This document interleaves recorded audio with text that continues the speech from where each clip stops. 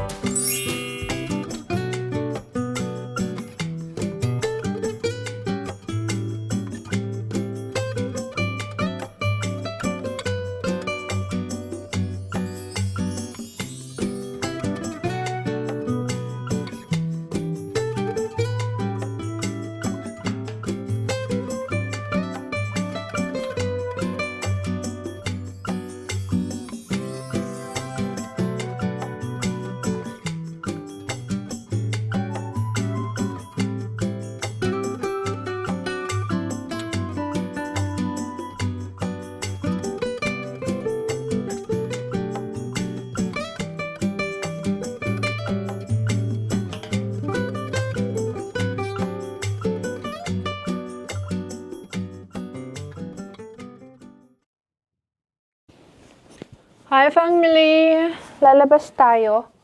Kasama si A-Lady at saka si Aliyah. Come on, get your shoes. Where's your shoes? Let's go. Come on. It's cold outside, anak. Malamig ngayong araw, guys. Kaya kailangan natin ng... Come on, baby! Shoes on na. Come on. We're getting ready to go out. Come on, baby ko. In here. I-walk ko tong dalawa, as usual. It's Monday today. Naka-off tayo sa work. Actually, naka-annual leave ako this week. Sit. Oh, you're ready. And your hat. Come here. Hat on. Hey, put the hat on. Come on. Let's go. Ang struggle, guys, pag may anak tapos may aso pa. Matigas ang ulo eh. Ayaw makinig. Oh, tignan nyo tong dalawa. Oh, nag-uunahan pa silang lumabas. Halika na, let's go. Oh, kunin natin yung pushchair mo. Halika na, guys, girls. Itong isa, gusto niyang maghugas ng kamay. Yung isa naman, gusto na niyang maglakad.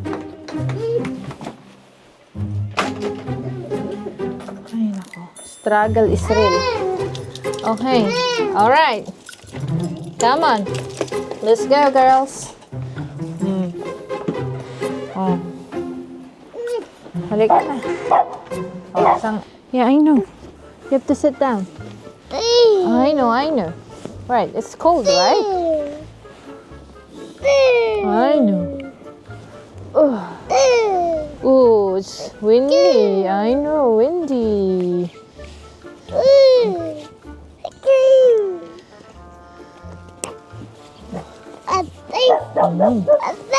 Yeah, windy. Ooh.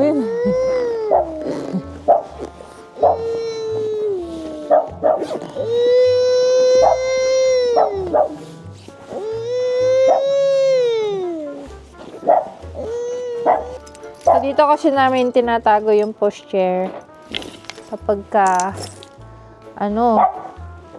hindi ginagamit. Tsaka ready to go pagka aalis kami. So, tara na. Mahangin ngayong araw. Let's go. Let's bring the family with us. Malamig ngayon eh. 1 degree. Hindi naman 1 degree. 1 digit temperature. Halika na. Oh, ilawak na natin tong dalawa. Para matulog na sila mamaya. Yung lamig. Itong si Lady, nag-iihi pa, oh. Ay. Okay.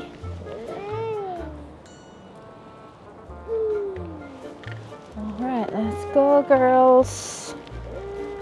Okay.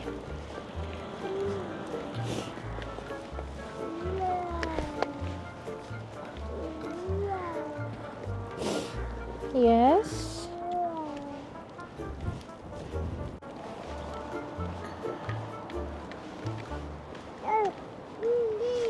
Yeah, blue car. That's a blue car, isn't it? No, not there. Right. Let's cross here.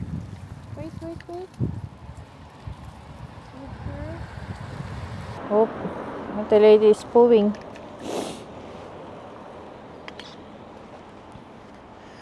We need to pick up her poo.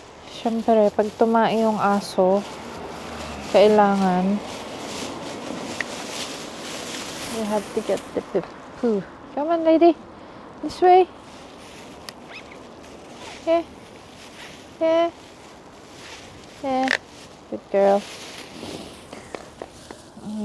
The joy of having a dog is to pick up their poo. Hindi pwedeng pabayaan lang dyan. Ayan. So, nilalagay ko dito sa dulo. Sa gilid ng pushchair ni Aliyah. Tapos itatapon namin mamaya. Yeah, okay. Mommy had to pick up that. So, blue sky. Pero mahangin. Malamig. Yan. Whew, I can feel it in my face. Yung mukha ko talagang numb siya. Parang 9 degrees ata. Ngayong umaga.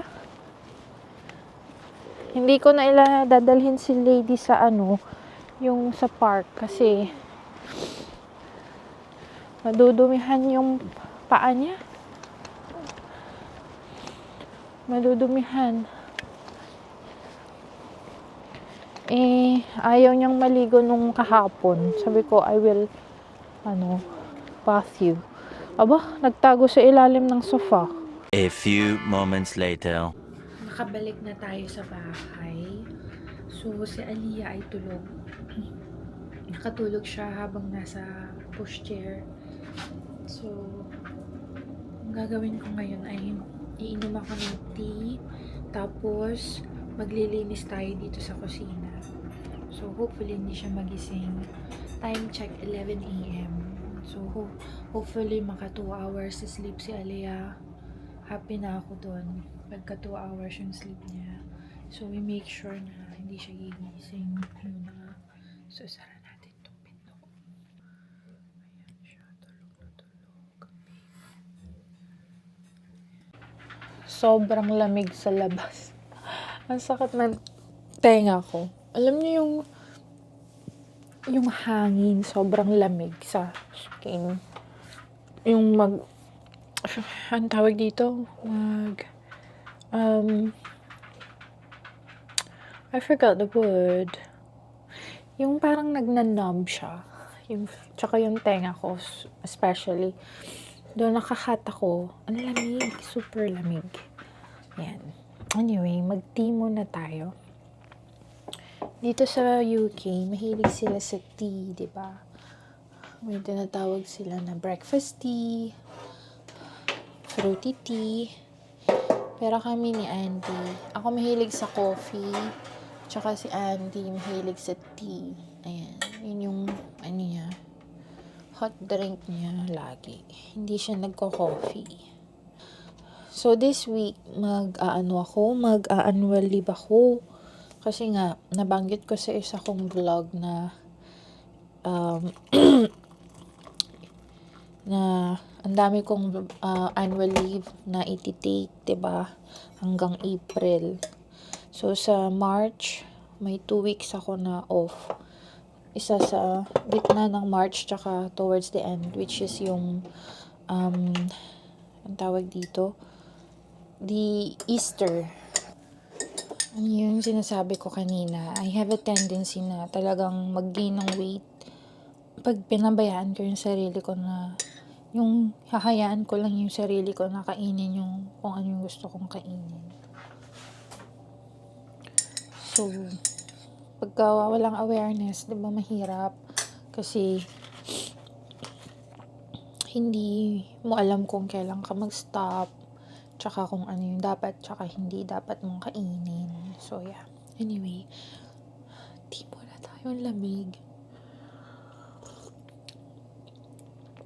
Maglilinis ako sa kusina. Hindi naman madumi, pero cluttered. Alam mo yun. Umiiyak si Aliyah kanina kasi ang lamig-lamig sa labas. Tapos nagba-vlog pa ako, diba? Salita ako ng salita. Nung nag-stop akong mag-vlog, tumahimik din siya. Tapos biglang ba't di na siya nag-iingay? Pagtingin ko sa kanya, nakagano na yung ulo niya. Nakatulog. Sarap ng muffin. Ang lalaki. Grabe. By the way, I'll just talk about this. Egg, salted egg. Ang sarap. Masarap siya for sure. Kasi sabi niya dito, oil-rich and sandy texture yolk. Hindi ko muna sila ilalagay sa mga lalagyanan kasi magising si Aliyah. Marinig niya yung klang, klang, klang. So parang, ayaw natin. So ilabas lang muna natin itong mga to sa ating dishwasher. Para mamaya pag gising ni Aliyah, doon ako maglalagay. Pag ngayon, ayoko siyang gisingin. Baka magising siya sa aking ingay. Maingay pa man din ako pag naglagay ng mga kutsara, tinidor, ganyan. So, i-empty lang natin muna. Tilagay natin dito. Itong bahay kasi namin is like a townhouse ba? Okay. Pataas siyang ganun. So, 3 bedroom, 2 double, and 1 big room. And then, yung kusina lang talaga, yung maliit. Pero, gusto namin siya na i-extend palikod. Pero kailangan ng malaking pera. So, it's either i-extend namin to or conservatory na lang. Yung parang summer. Alam mo yung conservatory? Ganito tsura. Pakita ko sa inyo. Nag-vision board na nga ako. Ito. Ayan. Ayan. Puro glass yung walls niya.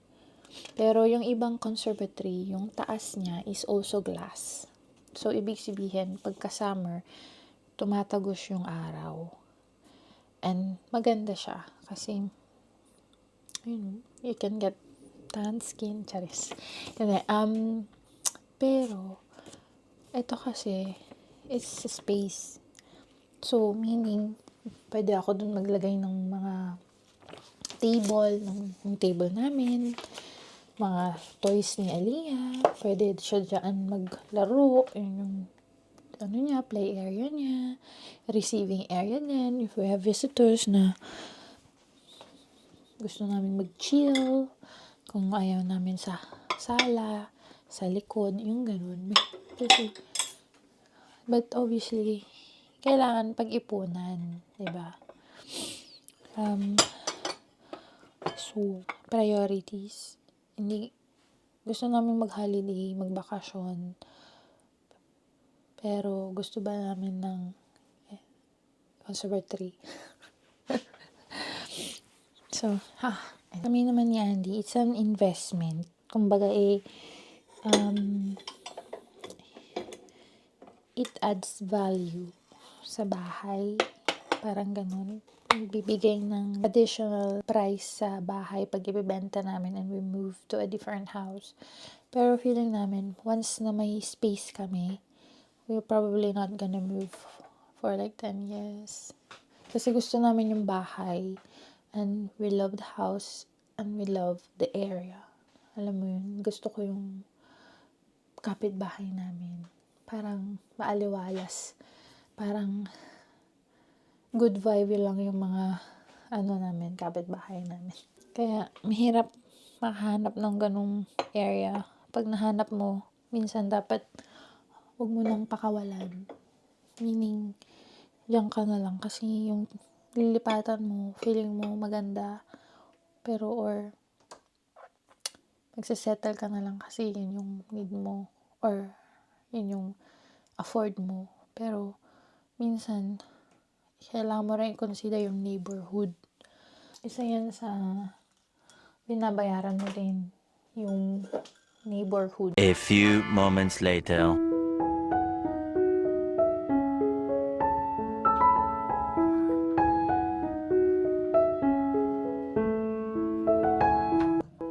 Oh, yan. Broccoli fritter. Ay! You missed it. It dropped. Oh, there. Let me put it in. Yeah! Yeah! Wow, you finished your banana fritter. Do you want more? More? More? Do you want more? More? Do you want more? Yeah? Okay, she wants more. Come on. I hope Adelaide didn't eat. I click this, so I'll just watch, okay?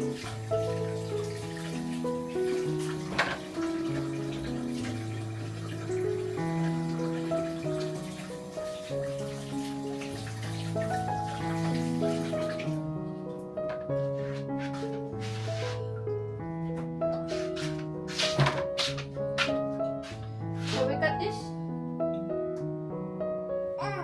Cut. Yes, avocado. Some more. Okay. Very nice. Ayan. Ay! Oh my. Mukhang masarap. Ayan siya. Yum, yum, yum. Yummy, yummy, yummy.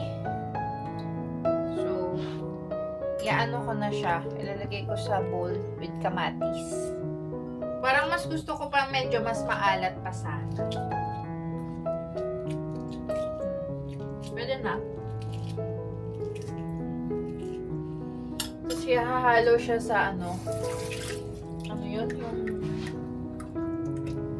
ito oh, may kamatis ako. Yan ang ulam ko. Tapos may natira kami na tawag dyan? Chicken nung nakaraan. So, yan na din yung ulamin ko kasi baka masira. So, ano ba yan? Kumusta naman ang diet? Hindi tayo magda-diet pero alam mo yun yung mindful eating. Yan yung ano ko eh.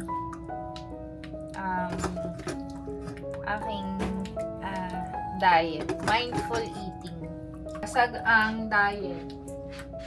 So, kumakain na ako ng lunch. Sabi ko, yung salted egg, sakto lang. Hindi siya yung salted na salted. Kaya. Pero masarap yung chicken. Kasi, ano siya? Cajun chicken. Na binabad ko nung nakaraan. Tapos, ni-roast namin ni Andy nung isang gabi. So, ako naman, naka-off ako buong week.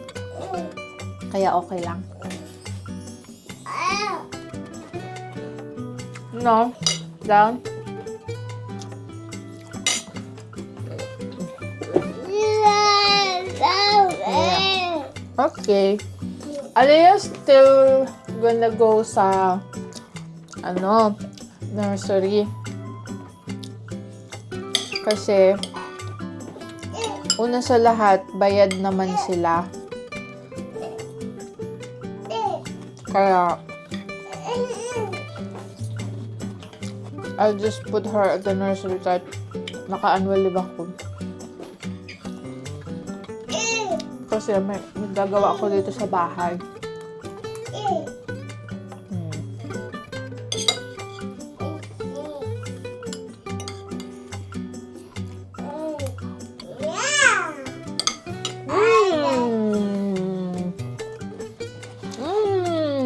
Yum, yum, yum.